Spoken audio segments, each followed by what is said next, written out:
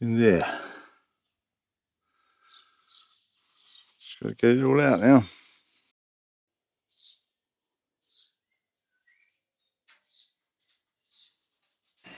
A quick behind the scenes for you guys. And yesterday, long old day, Carrie and I drove off. We did a round trip of a bit over 1,000 kilometres, and we got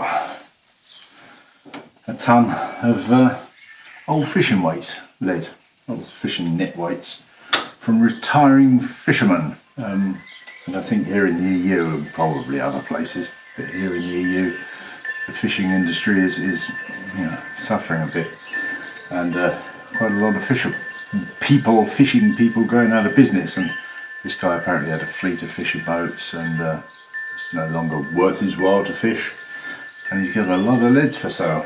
So there we go, picked up some lead, ton of lead. I've got a few other bits of scrap that I've been collecting over the years, brings us up to close to the right amount. So the keel is, well, the materials for the keel are mainly here. Keel thoughts, very exciting. We managed to get a fair old load in the back of the car and the rest of it on the trailer, so we balanced the loading out so we weren't overloaded. I'd say a long run, but it went well. Very pleased. Here it is. So yeah, let's come in here and talk rudder very quickly. The rudder, as you see, weight-wise, it's not the lightest, but on the other hand, it's not shocking. Profile's done, and I thought I'd give you a few details. I've put a layer of filler over it now. It's ready for a sand. Glass is here. Should be glassing it soon. So that's the progress there. And the shape in the end, you remember? Can't find it. Just a moment. Remember that NACA 0015 profile? In the end, I've made it a little bit less thick.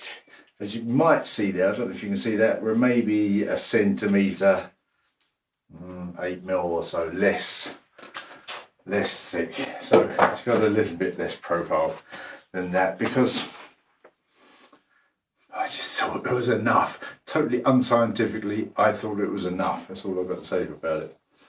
But that's what I'm doing. End plates to come, and I shall report on how it performs in due course, when we're in the water. And for those of you who are interested in building your own Benford dories, or are building your own Benford dories, I hope that'll be useful to you.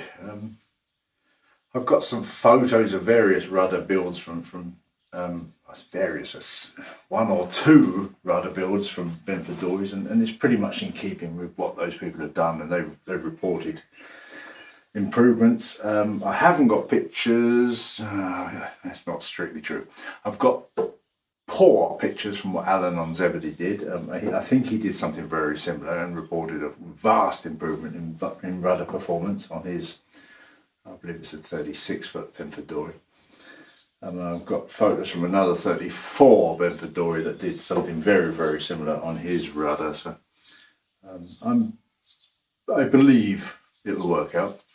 But I've been working my way through Leo Tally-Ho. I've watched a few of Leo's videos in the past, but I started a while back, started at the beginning and watched one or two a night, and I'm working my way through.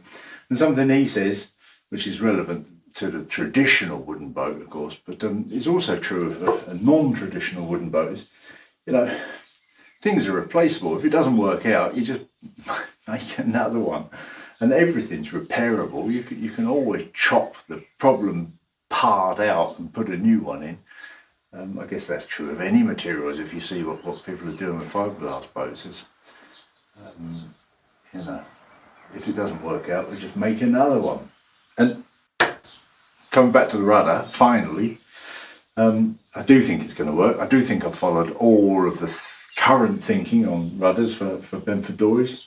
If it doesn't, I'll change it, make another one. It's as simple as that. Good.